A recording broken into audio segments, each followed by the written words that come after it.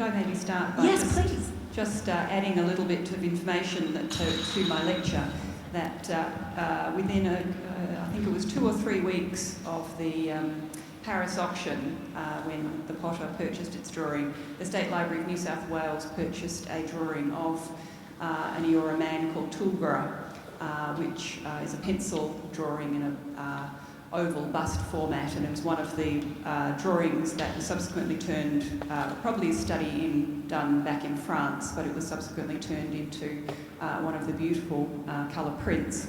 And I only just recently heard in the last couple of weeks that apparently at a similar time another group of petit drawings, this time of Van Diemen's Land people, also surfaced, and they are in the process of being donated to an Australian institution.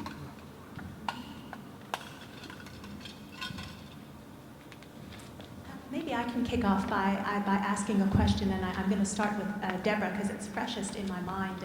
And fabulous history of the theatre here and the object itself. And I was hoping maybe you could tell us a bit more to carry on from our very interesting discussion this morning about some of the challenges and strategies of being a curator or an archivist of living material and living culture. And this site is obviously used daily as a space of education, and you've seen many changes in your tenure here. And some of the things that you seek to achieve in kind of being the custodian of this very kind of rich and historied place. Well, our archive really is used all the time by our current students and a lot of researchers. So the objects that we have are drawn regularly. I take drawing classes up there, and we do drawing week based on the objects in the collection. I also take them to the State Library, and we've done a lot of drawings based on the collection there, which is very interesting for the students to work directly from original material. So I think that's been a great bonus of having a collection on site here. Things like the little nail that just fell out of the wall, I'm slowly collecting things. People bring them to me that are found in the wall or on the floor, or I found this in the kennel the other day or something, and they bring it in from the site. And so we have a special box that's the art school collection of things from the jail period. And we do have a collection of jail items that came from the site as well that were left here. So a few, not many. Yeah. It's so interesting just to think about the constant challenges of a site that's being, kind of attacked on a daily basis by students running around, and it's wonderful that you're here to help maintain that collection. And as I said, I do hope people will consider going to visit the archives. Perhaps I can turn to Anisa, and so interesting to see the kind of reuse and circulation of these images. You did such a nice job of placing their kind of several iterations over their original, kind of production as exhibition sketches. And I think that's something quite interesting about colonial imagery, is to see the kind of repurposing and use of images. Is there something that you could speak to on that front, maybe in relation to your project? The differences between the originals and the published prints, for instance, was quite striking. Yes, absolutely. One of the things that's fascinating with the broader Loire collection is all the different stages that they go through to transform a working sketch when they can into a finished plate. And unfortunately that collection is not online yet, and it's quite difficult to get images. I was very fortunate to be able to use some of the images that were provided by Lyndall Lawton, who is a curator who worked on the fabulous Art of Science, the Art of the Baudin expedition that toured Australia in 2017, 2018, and it was here at the Maritime Museum. I hope some of you saw it. I should just say that Baudin, Lesueur in particular, later produced works on vellum, and if you ever have a chance to see those in the flesh, they are the most exquisite things. But vellum is very susceptible to moisture, so it would never have been used on the voyage. But the various stages are really quite interesting to see, and that's why, say in particular, the image of the woman being taken, was people instantly, if you know that material, you knew that image because we've seen it in other forms. There is actually one other sketch that relates to the man, the spear thrower, but it's quite a crude image, and I don't know where that fits into the scheme of things. But the later colour print and watercolour were both known; they'd both been on the market, so to see the drawings that came up at the Paris auction was, again, I knew exactly where they fitted, but as I said, only one of those crayon drawings was turned into a finished print. I think one of the things that I've found as I've done this research is that I think that there's much more to be found, and to have heard of this other group that's just come to my attention, it's like, why are things suddenly appearing? But I think there's lots of gaps that can be filled. I didn't talk about the Van Diemen's Land watercolours. Petit used different medium in different areas. So he only used watercolours for his finished portraits in Van Diemen's Land, as opposed to the coloured pastels that he used for his Sydney portraits. But the later versions of these Tasmanian portraits were known, but these original finished highly finished watercolours that came up in the Paris auction are, masterpieces. I think they're beautiful, absolutely incredibly powerful works. Yes, we have a question here in the back. Thanks for two wonderful papers. I don't think I've ever been to a symposium before where I could say that I was inside of the object that had been discussed. So that's a great novelty for us all, I'm sure. But Elisa, I had a question that related to where you ended your paper. And I'm not useful enough to provide you with any insight, but I was wondering if you could speak to the relationship between the artist and the individuals that were the subjects of the works that they produced a little, and if you have any knowledge about the relationships that were formed through the production of the object. It's a very difficult question because we really don't know that much about Petit, and in the published account by Francois Perron, and with the involvement of Lesueur, Perron hated Baudin. And so Baudin died of tuberculosis on the return trip. Francois Perron was later given the task of writing it up, and he avoids mention of Baudin's name. So it's a very pointed approach that he's taken, but it's also very interesting how little he mentions Petit's work as well. He mentions Petit physically being there at certain occasions, but he doesn't talk much about his involvement in the art, whereas he does with Lesueur. Petit's relationship I think is a very interesting one, and I still struggle with it myself. As I said, he uses different media for different works, and he has quite distinctly different styles. So the Van Diemen's Land works are really quite different from the Sydney finished coloured works. I mean, those ones that I showed, they're extraordinarily sensitive. Whereas the crayon drawings that I was talking about certainly have a stylised quality to them. There's certainly something on about proportions, particularly the minuscule hands and feet.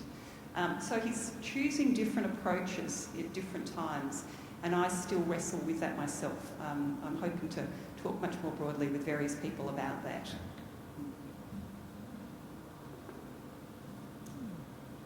I'd like to follow up with another question.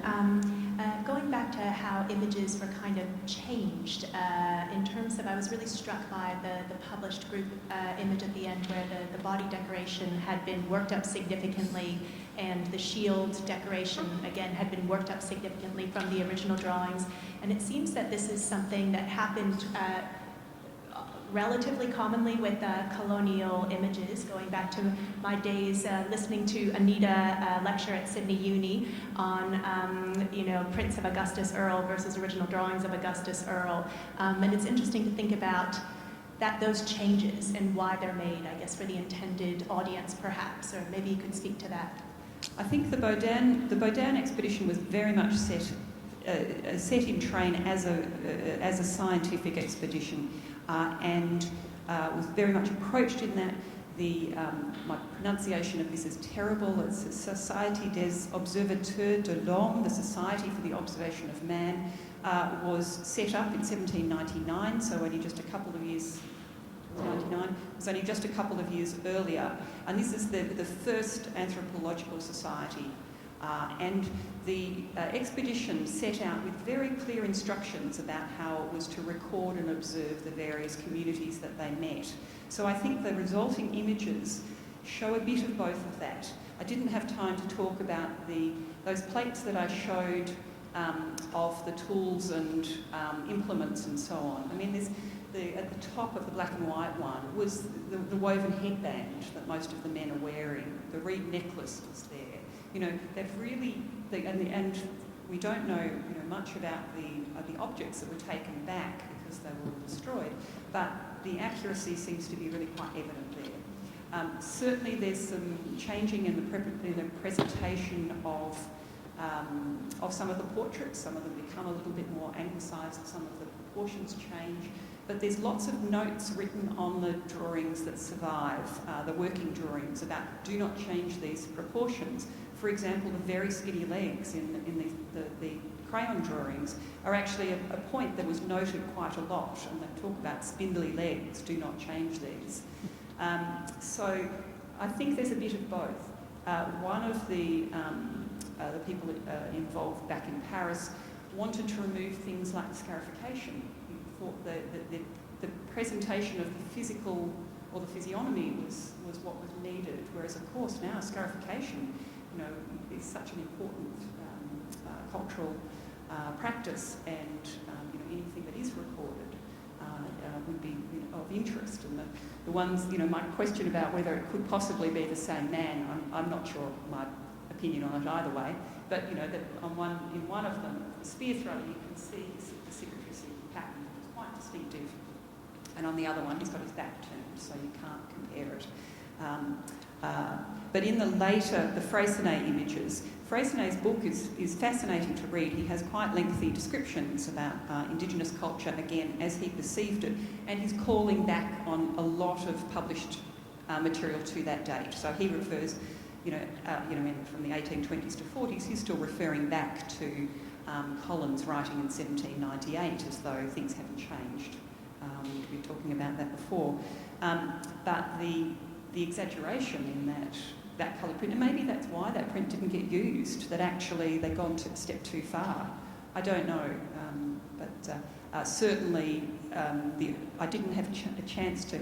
I left out so much. I could have spoken for an hour, but I would have loved to have shown more of the printed images so that you could see the way they have come across, but they're much more accurate to the known drawings. Freycinet clearly was a bit looser. Yep, question in the back? Well, it's a comment rather than a question, but it comes out of what you've just been saying, and that is that the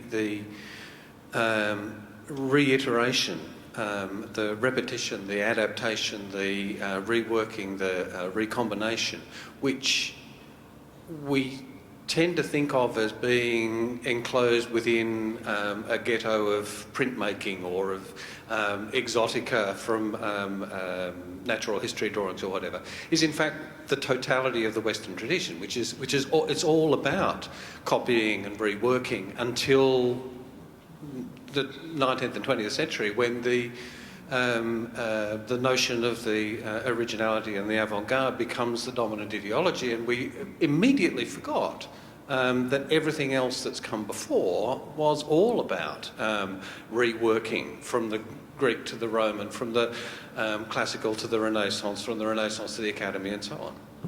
Yeah, absolutely. I was looking at some images of portraits of James Cook yesterday with some students, and it's hard to tell what he really looked like in the number of the variants that you get, but also that the way you get that whispers down the lane of the way things change, and it wasn't as though anybody was going to correct them and say, well, that's not how he looked, when there's something that's being printed in a German publication 20 years after his death.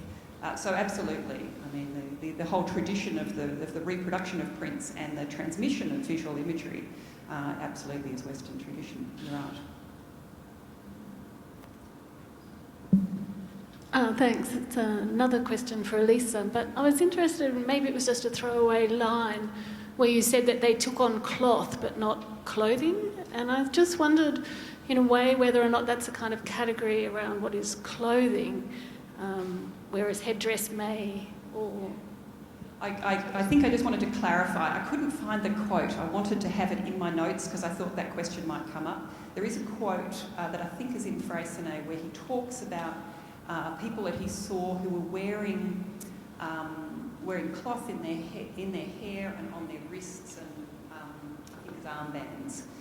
And I think you can see that in that portrait of Moray with the fabulous head decoration. I just wanted to make it clear that I was meaning that they were wearing it in their own way, as opposed to wearing clothing, as in images of Bunbury, for example. That's why I made that distinction there. Question in the front. I'm not sure if this is on the topic, but this has just made me wonder about any record of the incarceration of Indigenous people here, particularly the women in this centre. Yes, there's very little documentation. There's photographs because the Darlinghurst jail description books, the photography started here at a small photo studio over near Burton Street in 1870. So all prisoners were photographed when they came into the jail, and sometimes on their exit as well. But on the description books, they actually don't have the ethnicity at all. So you actually can't. Every now and then, there's a little, might be in brackets Aboriginal or something, or Chinese. That's about every now and then, not everything. So you really can only tell from photographs, and because there's like 60,000 photographs, there's a huge number to go through. I do really want to do more research on it because it's quite fascinating. There were 2 Aboriginal prisoners hanged here, but the number was high, as in all jails, compared to the white population at the time. Yes, so more research to be done on that one, but I would really like to. I have been told that there were quite a few of the Aboriginal inmates were very good stonemasons. So the carving that's around the walls, and there's particular ones that have been pointed out to say that they were done by a particularly good stonemason who learnt his trade in here. But he was really, really good at carving the patterns that are around the site. And on that note, Deborah, you can correct me if I'm wrong, but I think we still don't know the identity of a very interesting keystone in front of Building 5, our painting building. So if you have a chance, walk over there, and it's a keystone, what appears to be an Indigenous figure's head. And that entryway was constructed in 1866.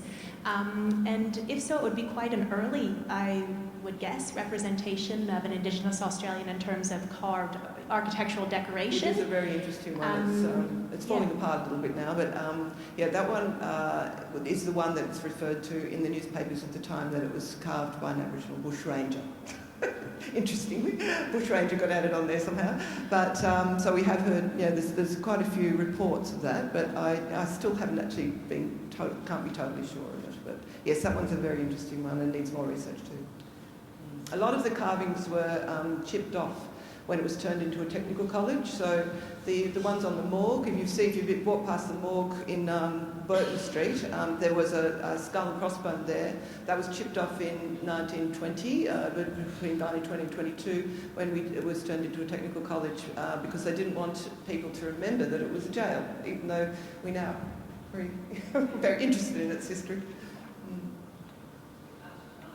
A little bit hard to know, yes.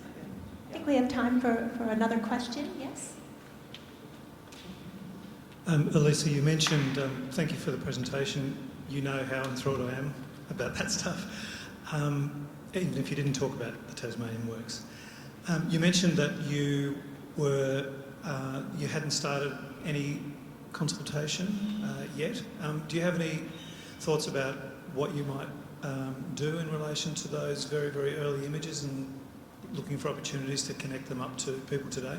No, and I'm absolutely open to any suggestions that people may have about that. I do find it hard from Melbourne to work out the right approaches to take. State Library of New South Wales know that we have that drawing now. Unfortunately, in the Horden House auction catalogue, there was no reference was made to the Potter drawing or the fact that it had been in the Paris auction.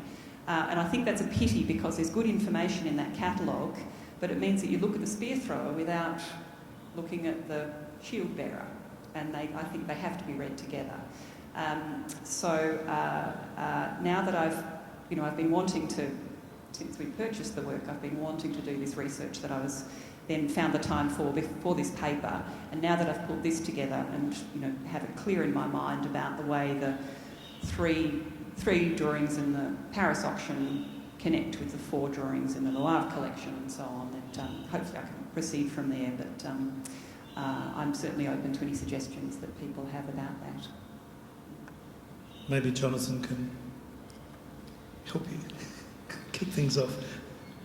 I'm just thinking about the shield that was born there. There's a double cross figure there, which I wonder whether that's a naive French interpretation of something which is a goanna motif. There might be some leads. I don't know. I'm just speculating.